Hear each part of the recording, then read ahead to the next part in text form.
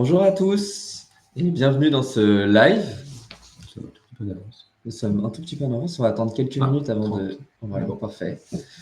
Donc, bienvenue dans ce webinaire CG pour la présentation de Biopulse. Nous sommes avec Christophe Dufour, Quentin Bianchi et moi-même Antoine Muguez. Donc, je vais présenter rapidement. Moi, je m'occupe de la partie marketing et développement commercial. CG, pour présenter rapidement l'entreprise, est un distributeur spécialisé dans l'offre personnalisée de produits sales, propres et stériles. Et aujourd'hui, on va présenter la machine Eloan de Biopulse, créée par Christopher Dufour et présentée en compagnie de notre ingénieur Quentin Bianchi. Monsieur, je vous laisse la parole. Merci beaucoup.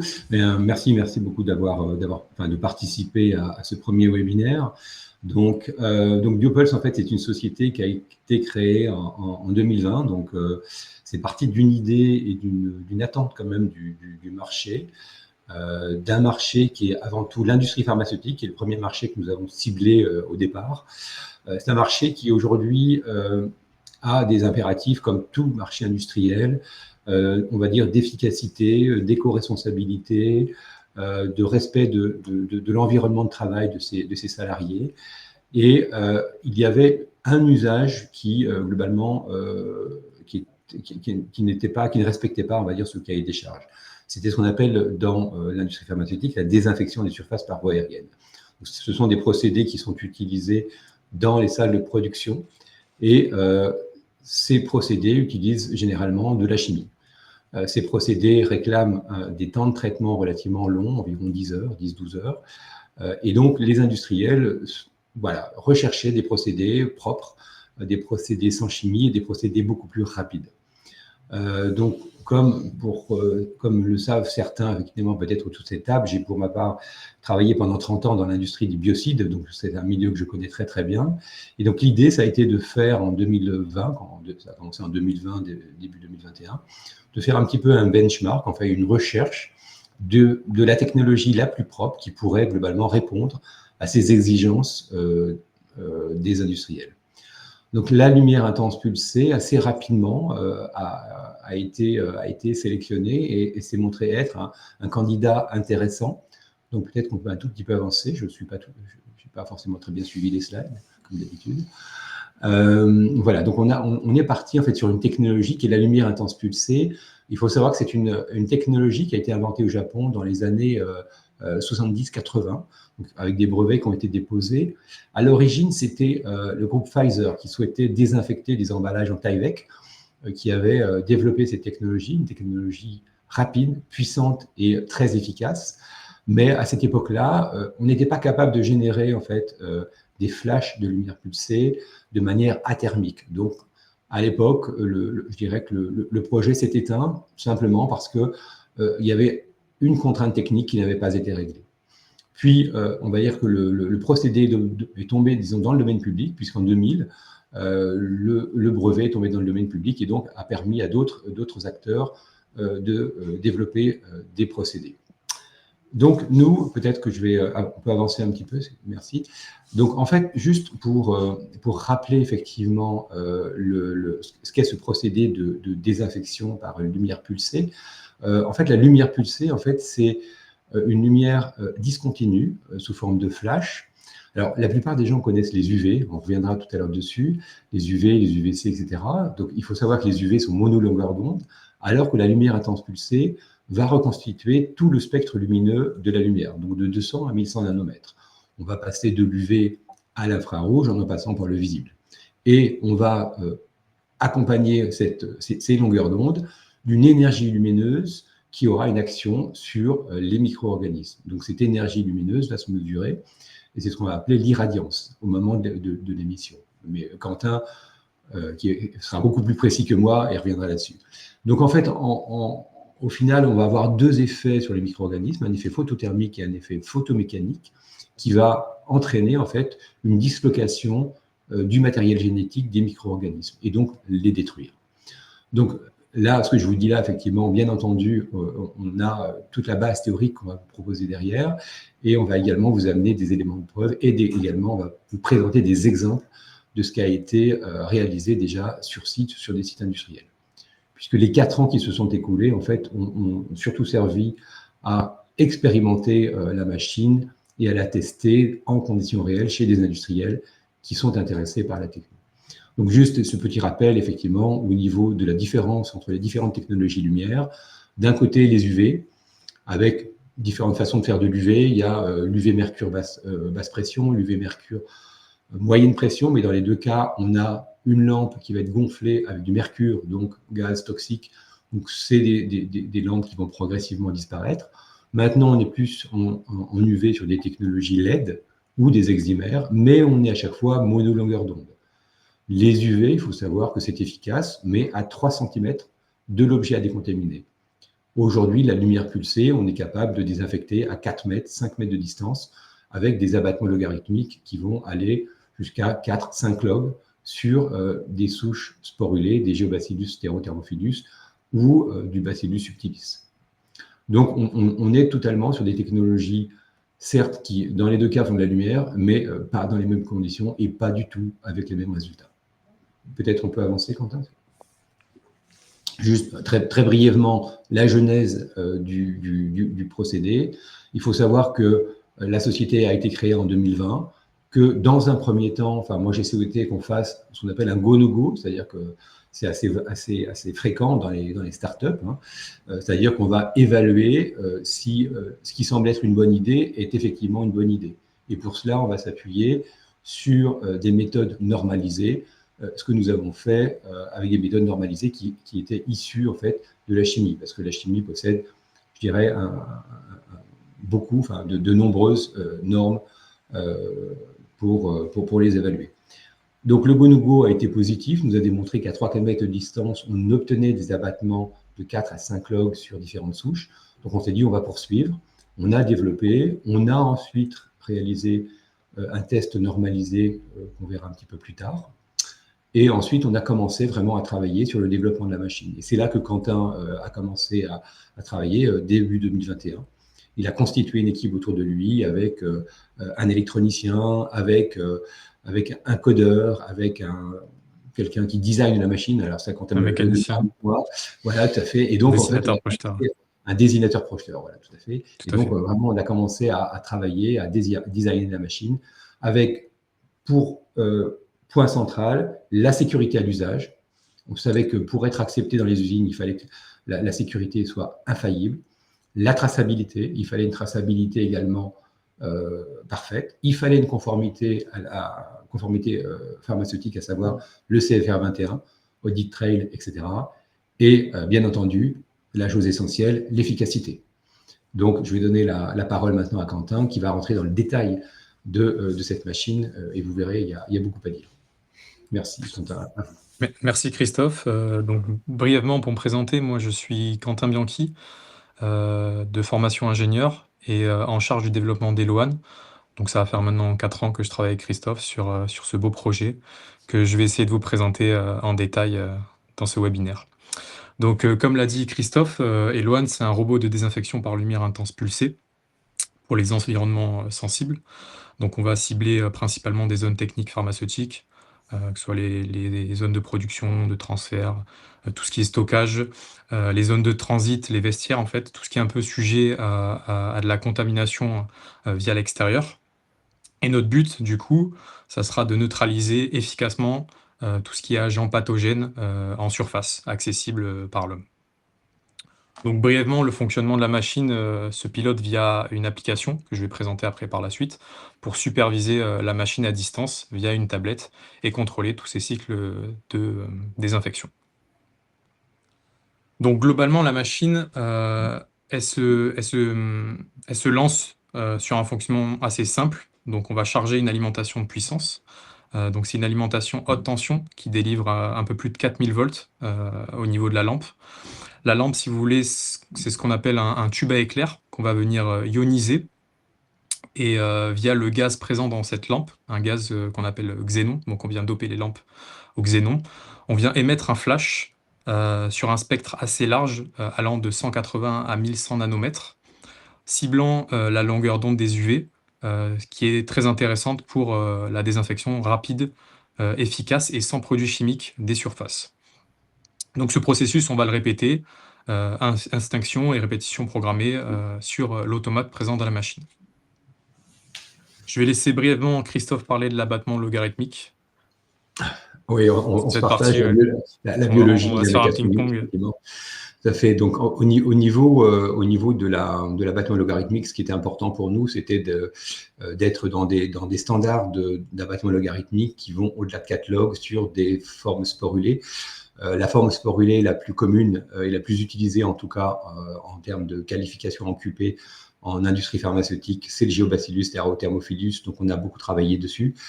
Et donc, on constate qu'en fait, si on a des fluences, alors le terme de fluence, vous allez le revoir un petit peu plus loin dans la présentation, si on a des fluences qui sont au-delà de 100 millijoules par centimètre carré, on obtient effectivement des abattements logarithmiques qui vont au-delà de 4 logs.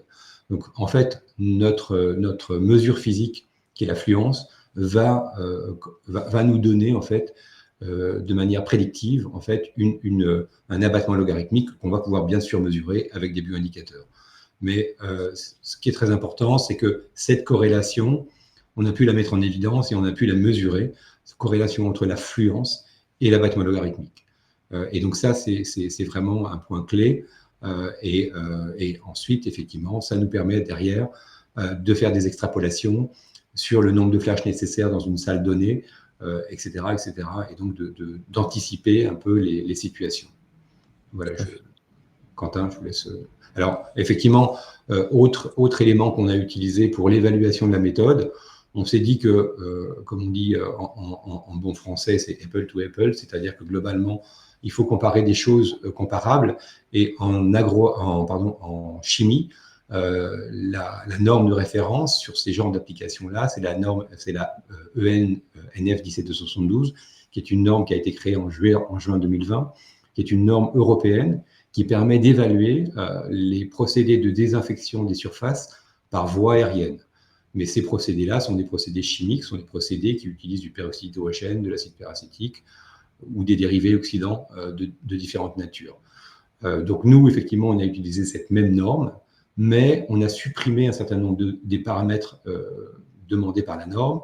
En l'occurrence, on a supprimé la mesure de l'hygrométrie, et on a également supprimé la mesure de la température, puisqu'il faut bien comprendre qu'on est là dans un traitement physique du micro-organisme, donc dans une destruction physique du micro-organisme, mais pas dans une destruction chimique. Et donc, la chimie, globalement, fonctionne bien entre 15 et 25-30 degrés. Là où la lumière pulsée peut travailler en température froide, en température négative, et sans aucune difficulté. Donc, on a vraiment... c'est pour ça qu'en fait, on s'est permis effectivement d'avoir des choses différentes en termes de mesures. Mais sinon, tout le reste de la méthodologie est identique, avec des tests à 3 mètres, avec des souches qui sont des Bacillus subtilis, avec de l'Escherichia coli, avec des ATCC qui sont vraiment les mêmes que ceux de la norme. Donc ATCC, souche de collection, pour décrypter.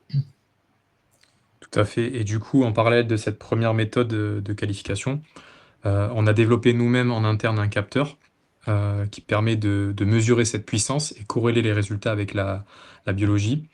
Il faut savoir que la lumière pulsée est un domaine très novateur et assez complexe. Donc actuellement, sur le marché, il n'existe aucun capteur capable de mesurer de telles puissances. C'est pour ça qu'on a développé un capteur capable de mesurer en temps réel un cycle de désinfection, pour garantir finalement tout ce qui est traçabilité, efficacité lors de nos essais. Donc c'est basé par une photodiode sélective qui vient regarder le spectre des longueurs d'onde. Et à partir de là, on va être capable de mesurer dans un premier temps l'irradiance, qui est la puissance instantanée reçue, donc on parle de watts par mètre carré. Et on va intégrer cette irradiance pour donner la fluence, le terme que vous a parlé Christophe précédemment. Donc en fait, c'est l'énergie cumulée qu'on va représenter en millijoules par centimètre carré, et ce qui en fait représente l'énergie totale reçue sur la surface en un point donné que va interpréter le capteur. Donc ce terme est très important et on va en parler tout le long de la présentation. Ça va être notre base un peu pour corréler nos résultats biologiques avec les mesures physiques. Donc avec ce capteur, forcément, vous allez pouvoir valider de façon instantanée les cycles. sans forcément devoir faire un test, même si c'est complémentaire. En temps réel, vous pourrez tester de façon dynamique le nombre de flashs nécessaires selon l'environnement, la pièce, les distances, mais également les matériaux présents dans la pièce ou une zone à désinfecter, pardon. Et ainsi, on va pouvoir analyser et adapter en fait de façon constante les performances de votre équipement Eloan. Donc je vais brièvement parler de quelques termes et paramètres utiles lors d'un cycle de désinfection. Donc là, on peut voir un peu l'allure globale de la machine.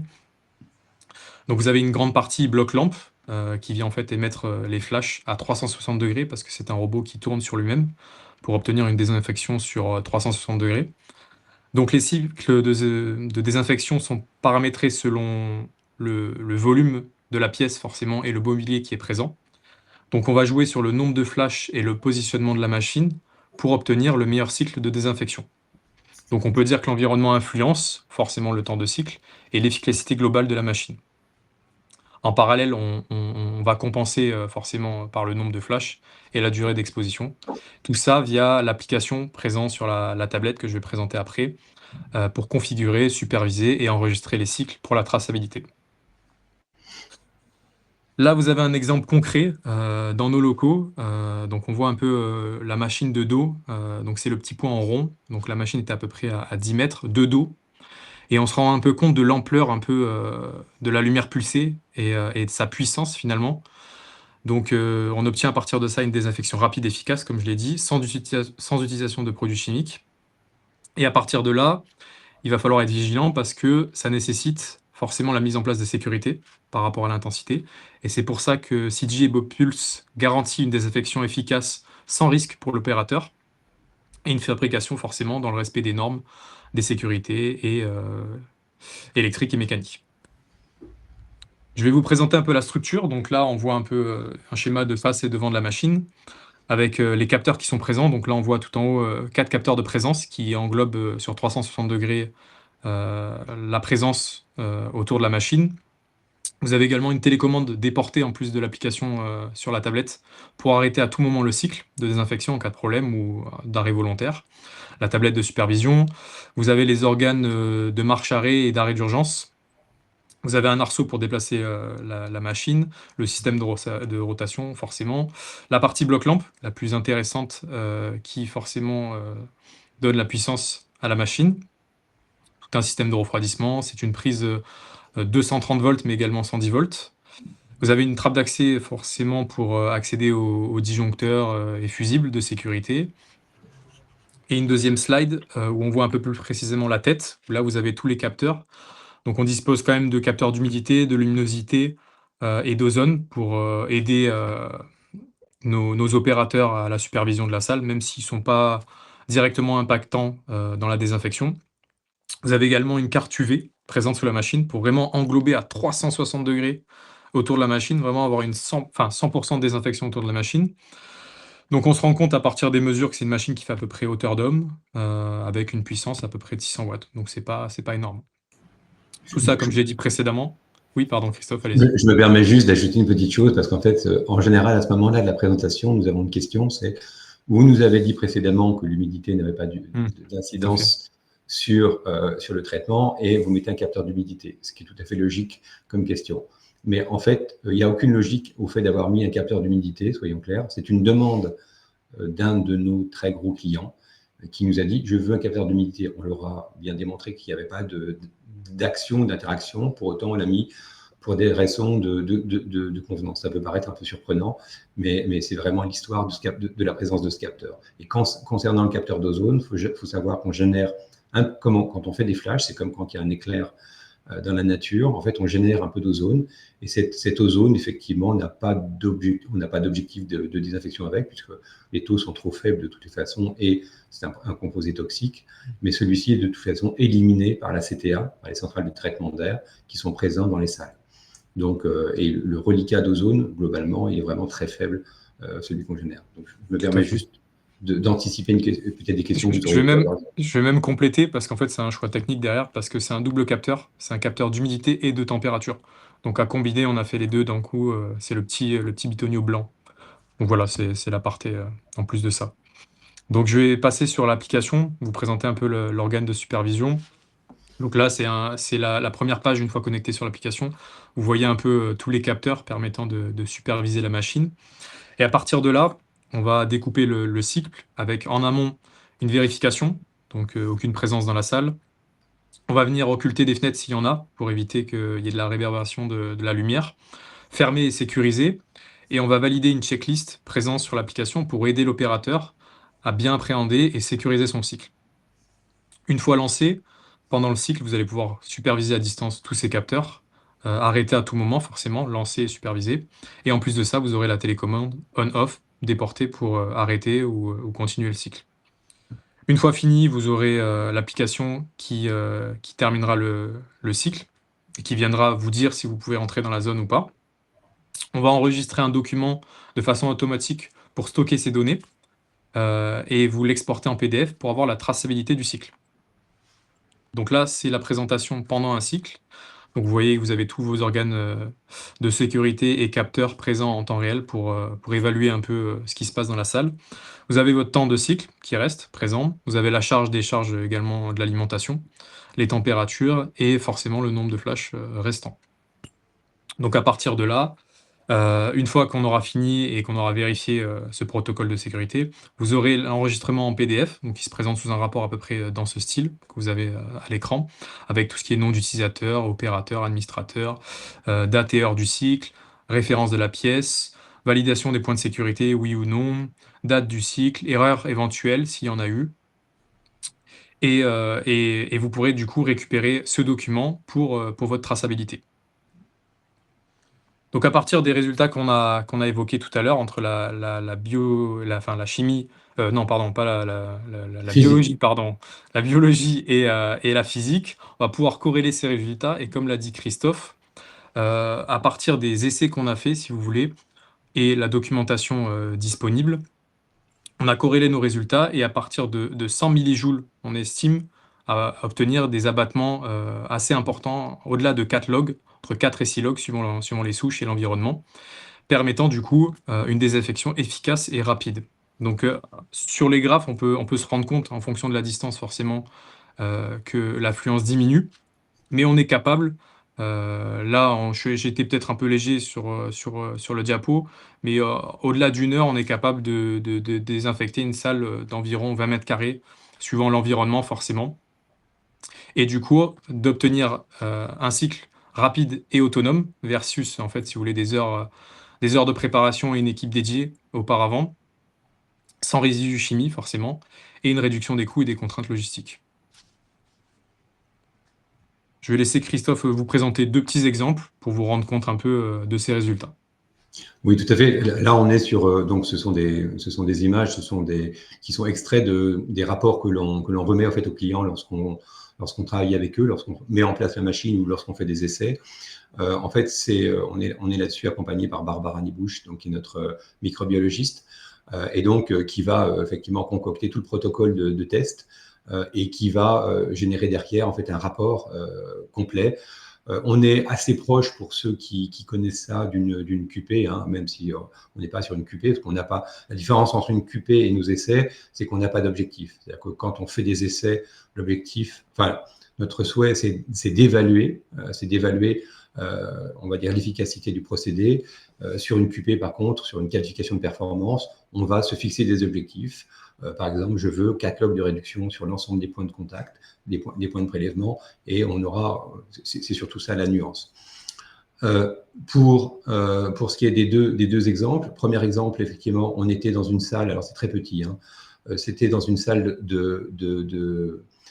c'était un SAS matériel pour être plus précis, donc c'est un SAS qui permet d'aller d'une zone, on était en ISO 5, pardon, pour aller en ISO, non, c'était en ISO 6 pour aller en ISO 5. Donc globalement, en fait, c'est un sas de passage. On est là pour désinfecter l'extérieur des emballages, l'extérieur des sacs d'emballage, etc., avant de l'entrée en zone. Et donc, jusqu'à présent, est utilisé un procédé à base de peroxyde d'hydrogène, d'H2O2, avec des contraintes, des obligations et surtout des temps de process qui sont au-delà de 10 heures. Là, on a fait des mises en place. On était à 40 minutes de temps de traitement avec des abattements logarithmiques sur les mêmes points de prélèvement que la chimie. On avait vraiment voulu faire un comparatif précis, même point de prélèvement que la chimie. On avait des abattements logarithmiques qui allaient entre 4,7 et 5 logs, 5,9 logs, donc quasi 6 logs, sur du Geobacillus thermophilus, donc qui est une forme sporulée, comme vous le savez. Voilà, donc on avait vraiment des résultats intéressants. D'ailleurs, le client a acheté l'équipement derrière et l'utilise vraiment en routine maintenant. Derrière, on a une autre usine où là, par contre, on avait des pièces avec des configurations assez complexes, avec des racks, avec des supports un peu difficiles. Donc, toujours pareil. Quand on fait des essais, on se cale sur les points de prélèvement qui étaient ceux qui avaient été utilisés pour la validation des procédés chimiques. Comme ça, au moins, voilà, il n'y a pas de discussion. Et en fait, on constate, pareil, que les résultats sont relativement exceptionnels. On est au-delà de 4 logs, 4,5 logs. Il y a du 3,4 où on était un peu moins bien. Donc là, il faudrait retravailler sans doute ce point-là. Enfin, pour nous, ce n'est pas tout à fait satisfaisant, même si pour le client, ça allait.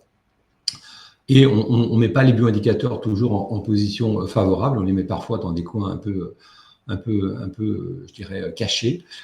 Et ça, de toute façon, c'est le client qui les détermine. Donc là-dessus, on n'a pas la main. Et l'objectif, c'est de voir ce que ça donne. Et les résultats sont relativement bons. Juste pour couper la tête à une idée conçue, et j'aime bien Quentin emploie souvent un terme qui consiste vraiment à je ne sais plus ce que vous utilisez comme mot, mais il faut oublier effectivement un certain nombre d'éléments de la chimie. Comment ? Purger. Il faut purger. Voilà, purger, tout à fait. Purger, le terme de purger un certain nombre d'idées préconçues. Bien entendu, alors moi j'avais un client qui me disait oui, mais la lumière, ça ne prend pas les virages. Il faut savoir que la chimie ne prend pas les virages non plus. Hein. Donc globalement, on est sur des procédés. Quand vous faites de la lumière pulsée dans une pièce, vous avez très peu de zones non couvertes. Si vous regardez sur votre bureau, vous voyez vos pieds, pourtant vous n'avez pas d'éclairage direct. Donc ça veut dire que vous avez des phénomènes de réflexion. La seule chose qu'on n'est pas capable de vous dire, c'est l'intensité de cette réflexion et les longueurs d'onde qui seront vraiment réfléchies. Ça, on peut pas le dire. Par contre, on peut le mesurer. Et donc aujourd'hui, nous, on sait que même sous la table, par exemple, si je fais une désinfection dans cette pièce, dans la pièce où je suis, il y aura une désinfection qui se fera, même s'il n'y a pas une exposition directe à la lumière, par des phénomènes de réflexion et donc de lumière résiduelle. Plus la on lumière... peut même optimiser. Hein. Tout à fait. Par rapport au type de matériaux, nous, on a fait pas mal de recherches par rapport à ça. Et c'est vrai qu'on se rend compte, et comme Christophe le disait, il faut un peu purger ses idées parce qu'on travaille sur les UV et donc on n'est pas sur les longueurs d'onde du visible. Et ces UV se comportent différemment par rapport à la lumière sur les matériaux. Et suivant le type de matériaux qu'on va avoir, c'est vrai qu'on va être capable d'obtenir des résultats encore meilleurs par réflexion, suivant le type de matériaux. Alors, c'est vrai qu'aujourd'hui, on parle parfois des UV en lumière pulsée. Pourquoi ? Parce que c'est ce qu'on est capable de tracer. Par contre, on a du mal à tracer l'infrarouge, on a du mal à tracer le visible. Enfin, on peut le tracer, on peut le voir, mais globalement, il n'y a pas de bibliographie sur leur efficacité désinfectante.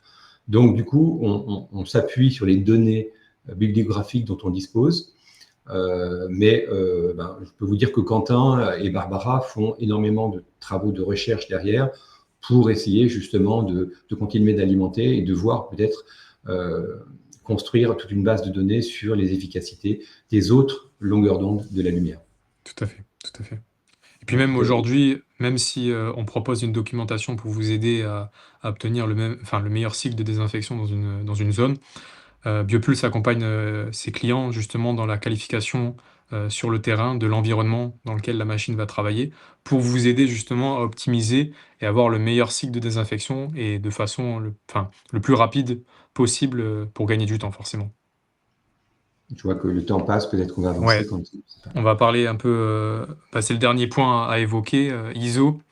Donc en fait, notre système qu'on présente Eloane est également adaptable sur mesure, en fait, si vous voulez. Notre techno peut être intégré et adapté directement dans vos locaux, forcément selon vos besoins et vos contraintes. Donc voilà, c'est le premier système européen utilisant la technologie lumière intense pulsée pour la désinfection des RABs et isolateurs. Et donc on peut très bien, sur demande, venir établir un cahier des charges et vous proposer la solution si la machine ne rentre pas, par exemple, dans vos locaux ou ne s'apprête pas à son utilisation, pour intégrer directement dans vos bâtiments notre techno le plus facilement possible. Tout à fait. Alors, je sais que parmi nous, nous avons 2 industriels de l'agroalimentaire, donc qui sont un petit peu en dehors, on va dire, du schéma classique de la pharma, mais qui, globalement, nous écoutent, je pense, attentivement, parce qu'effectivement, on est sur une technologie propre et je sais que les 2 personnes, l'un travaille plutôt sur des fabrications traditionnelles, l'autre plutôt sur des fabrications industrielles, mais dans les 2 cas, effectivement, ça peut présenter un intérêt, on va dire, puisqu'on est sur une technologie qui, globalement, ne générera aucun résidu. Et donc, que ce soit sur des conditionneuses, que ce soit sur, on va dire, des éléments de production comme ça, on pourrait tout à fait imaginer ces technologies. Voilà. Donc, c'est un petit aparté, un petit clin d'œil aux 2 personnes de l'agroalimentaire qui se sont connectées. Voilà, pour finir, 2 photos de notre machine dans l'état actuel. Voilà, n'hésitez pas si vous avez des questions, on sera ravis d'y répondre dans le chat. Alors, juste pour terminer, quand même, je tiens à préciser, machine développée en France, fabriquée en France, 100% made in France. 100% made in France, le sourcing est totalement français. Alors, les composantes électroniques, peut-être pas, mais en tout cas, on a vraiment veillé à avoir une absence de dépendance par rapport je dirais, au contexte actuel, oui. Et donc, c'est fabriqué à Nîmes, dans le sud, voilà, région du soleil, mais aussi c'est un peu normal, puisque c'est le pays de la lumière également. Voilà, grande fierté. Beaucoup, en tout cas. Voilà, une fierté, tout à fait. Merci de votre attention, et puis n'hésitez pas à nous envoyer vos questions. Techniquement, je ne sais pas trop comment on fait, moi, parce que je ne suis pas très bon là-dessus, mais... avec le chat. Avec le chat, certainement, oui. Si jamais vous souhaitez nous contacter, on a une boîte mail dédiée, donc contact@cj.fr pour toute question. Et je pense notamment, si jamais il y a un besoin de projet ou autre, que Christophe et Quentin se rendront disponibles pour une visu et pour développer certains points en fonction de votre besoin. On a ici 2 personnes passionnées qui ont développé un projet de A à Z qui est vraiment très impressionnant. Donc, comme ils ont présenté une innovation européenne, en tout cas. Donc voilà, n'hésitez pas à nous contacter si jamais vous êtes intéressé ou s'il y a un besoin. Je pense qu'on peut mettre le slide d'après. Il y a le contact, ouais. Ah, pardon. C'est le contact. Alors, voilà. Merci à tous pour votre attention. Je ne sais pas, messieurs, si vous aviez d'autres choses à ajouter. On va peut-être laisser les questions émerger, ou peut-être qu'on a été clair, je ne sais pas. Peut-être qu'on a été clair. C'était très clair. Ça peut arriver. Merci beaucoup en tout cas de votre temps, et puis sans doute précieux, et puis n'hésitez pas à revenir vers nous. Je pense qu'il est toujours intéressant on le voit avec tous les industriels avec lesquels on travaille, il est très intéressant, si vous voulez, de venir voir sur place, sur site, parce qu'on a tout un tas de projets très différents en fait aujourd'hui, que ce soit en France, mais également en Irlande. En Irlande, on a des projets très importants. En Inde, ça peut paraître paradoxal, mais en Inde, on a des projets très importants parce que c'est un grand pays de la pharma. Vous avez énormément d'usines, et donc on a un partenaire qui nous aide et qui nous accompagne. En Suisse également, on a un partenaire précieux qui nous accompagne et qui nous aide, effectivement. La Suisse est un gros pays de la pharma également. Bonjour Monsieur Lac. On est effectivement présent un petit peu partout maintenant. Et dans des grands groupes, et on a eu un certain nombre de gratifications dont on ne peut malheureusement pas parler. Donc, mais vous le saurez bien assez tôt. Voilà. Merci beaucoup. Merci à tous. Et merci à vous 2, messieurs. C'était super intéressant. Bonne journée. Au revoir. Au revoir.